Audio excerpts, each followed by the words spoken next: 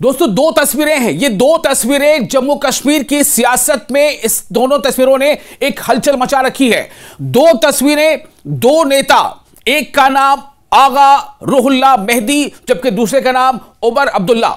आप सब जानते हैं, बताने की जरूरत नहीं है कि इन दोनों के बीच दरअसल चल क्या रहा है। उमर अब्दुल्ला वजीर आला हैं, उमर अब्दुल्ला वजीर आला हैं और नेशनल कॉन्फ्रेंस पार्टी जो है उसमें इनकी कितनी पकड़ है या इसमें क्या इनका किरदार है आप बखूबी जानते हैं, इसको बताने की जरूरत नहीं है। दूसरी तरफ आगा सईद रुहुल्लाह मेहदी नेशनल कॉन्फ्रेंस के मेंबर पार्लियामेंट श्रीनगर से, और नेशनल कॉन्फ्रेंस को एक बड़ी जीत दिलाई थी जब पार्लियामेंट का इलेक्शन चल रहा था। उसमें जब पार्लियामेंट के इलेक्शन में एक तरफ जहां उमर अब्दुल्ला भी एक सीट से चुनाव में थे, लेकिन उमर अब्दुल्ला अपनी सीट जीत नहीं पाए थे मेंबर पार्लियामेंट के बहैसियत, लेकिन आगा सैयद रुहुल्लाह मेहदी ने एमपी का चुनाव जीत लिया था। ये सिर्फ बता रहा हूं चुनाव में क्या कुछ होता है।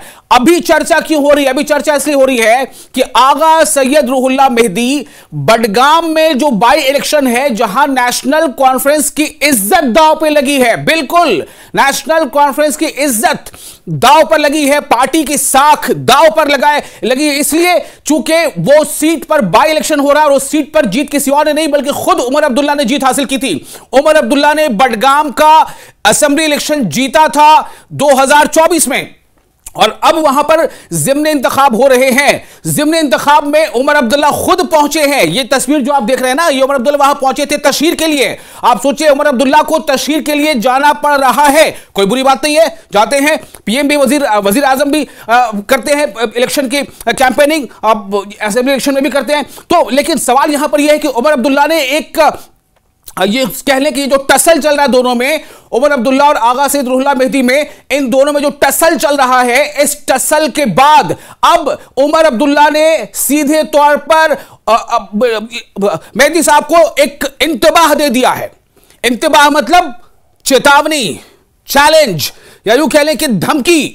वो इंतबाह क्या है मैं आपको खुद उनकी ज़बानी सुनाना चाहता हूं। सुनिए उमर अब्दुल्ला क्या कहते हैं, सुनिए उमर अब्दुल्ला को। हमने अपने उम्मीदवार दोनों असेंबली हलकों में उतारे और इंशाल्लाह दोनों सीटों पे हमें लगता है कि माहौल हमारे हक में है। अब आखिरी 2-3 दिन रह गए हैं, थोड़ी सी और मेहनत करनी होगी ताकि जहां तक हम फिलहाल नहीं पहुंचे हैं उन वोटरों तक भी हम पहुंचें और उन्हें नेशनल कॉन्फ्रेंस के हक में जो है वोट डालने के लिए हम तैयार करें। हमने कभी किसी को कैंपेन करने के लिए मजबूर नहीं किया है।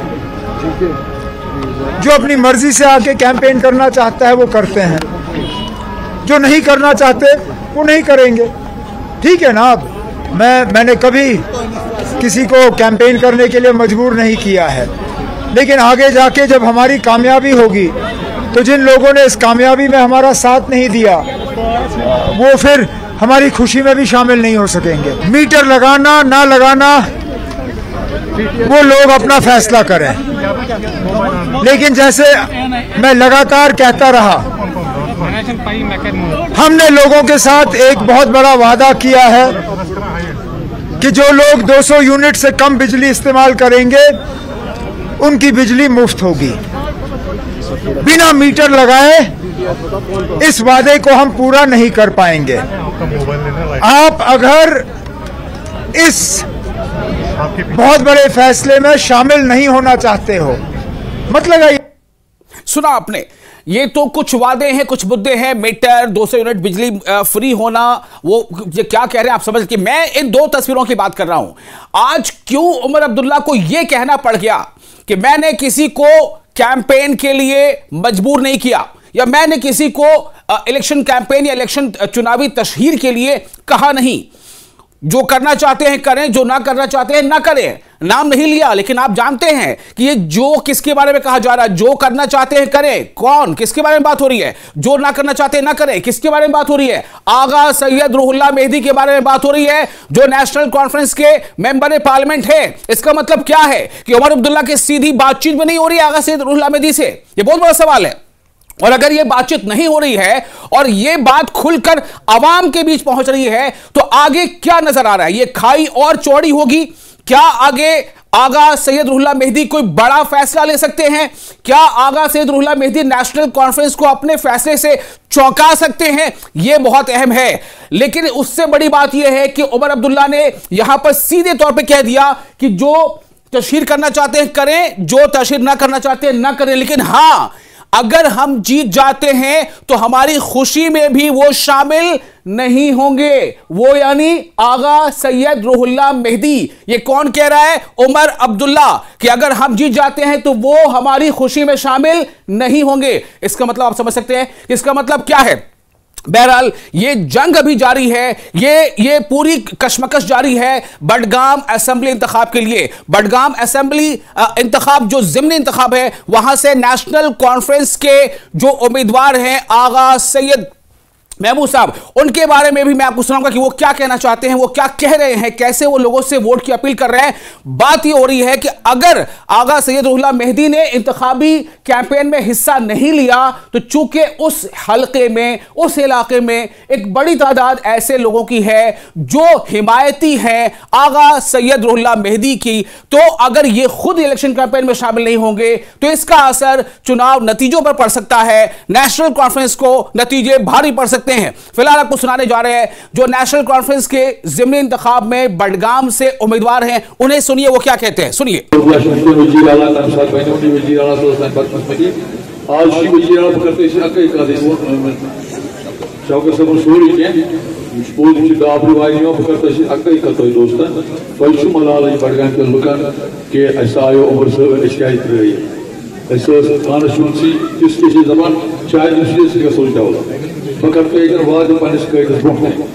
अगर पपगा एमएलए एमएलए की उम्र से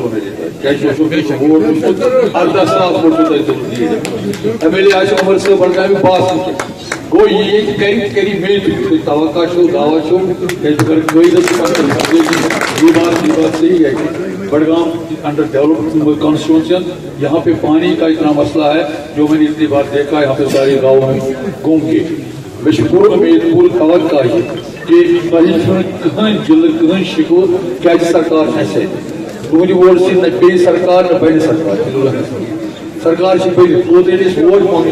बहरहाल चलिए ये बात भी हम इनको सुनेंगे। ये बेसिकली ये चुनावी तशहीर है, तो चुनावी तशहीर में इलेक्शन कैंपेन में ये बातें होती हैं, मुद्दे की बात होती है कि हम जीत जाएंगे तो हम ये करेंगे, हम जीतेंगे तो ये करेंगे। सवाल तो ये पैदा होता है कि भाई अभी भी आपकी पार्टी की सरकार है, आपने अभी तक क्या किया? अगर बडगाम में पानी का मसला है तो बडगाम से जीते हुए तो उमर अब्दुल्ला ही थे जो वहां पर वैसे थे असेंबली रुकने जीते थे, ठीक है, बाद में उन्होंने सीट छोड़ दी, लेकिन वजीर आला तो हैं।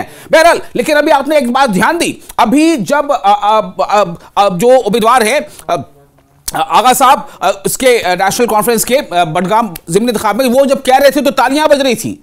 सवाल यहां पर यह है कि अगर मान लीजिए जैसा उमर अब्दुल्ला ने कहा है, अगर उमर अब्दुल्ला ने कहा कि जब अगर हम जीत जाएंगे तो वो हमारी खुशी में भी शामिल नहीं हो सकेंगे, तो क्या जब तालियां बज रही होंगी जीत की तो क्या वहां आगा सैयद रुहुल्लाह मेहदी नहीं होंगे?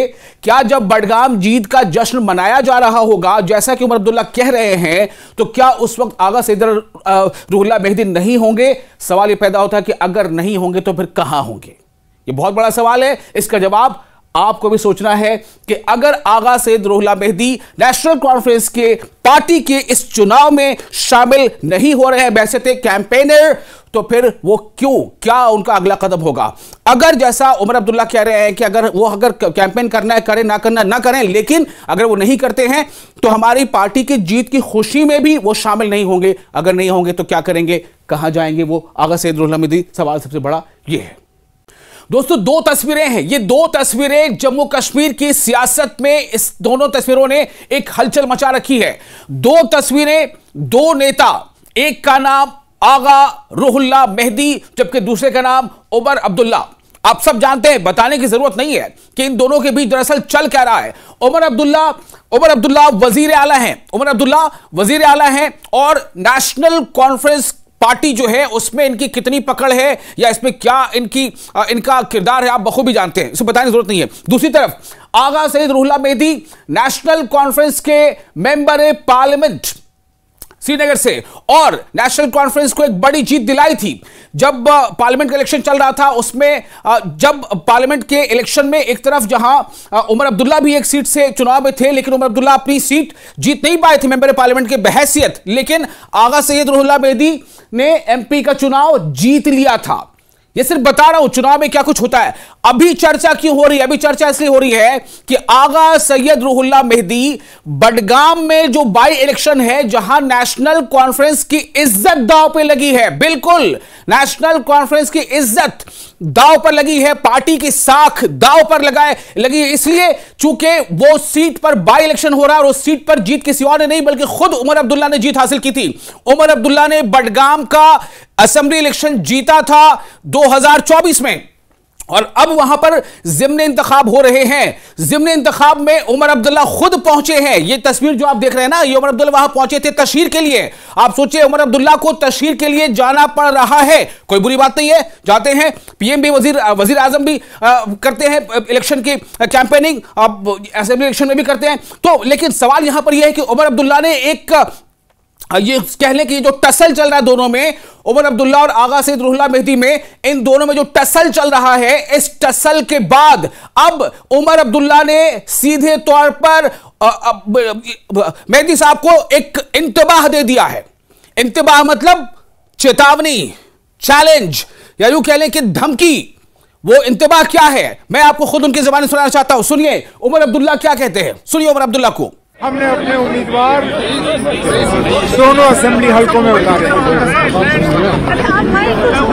और इंशाल्लाह दोनों सीटों पे हमें लगता है कि माहौल हमारे हक में है।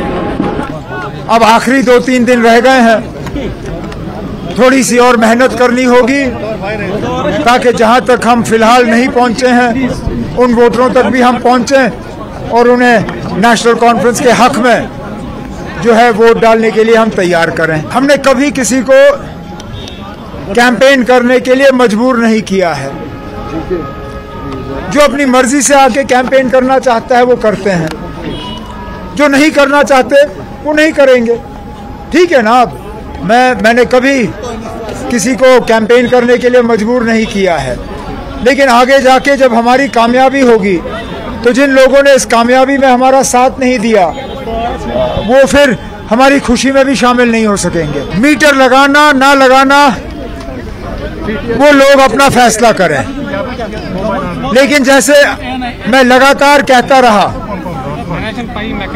हमने लोगों के साथ एक बहुत बड़ा वादा किया है कि जो लोग 200 यूनिट से कम बिजली इस्तेमाल करेंगे उनकी बिजली मुफ्त होगी बिना मीटर लगाए।